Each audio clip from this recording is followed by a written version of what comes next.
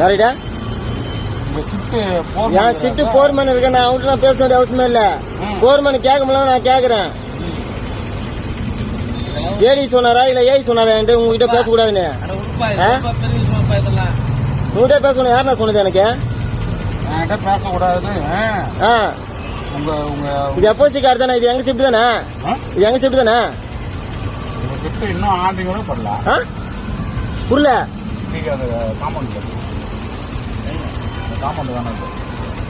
புரியலண்ணா சொல்லுப்பா. என்னப்பா இது எங்க ஷிஃப்ட் தானே? இது ஆர்டர் கூட போலன்னா ஆர்டர் போடணும். எத்தனை மணிக்கு வந்த?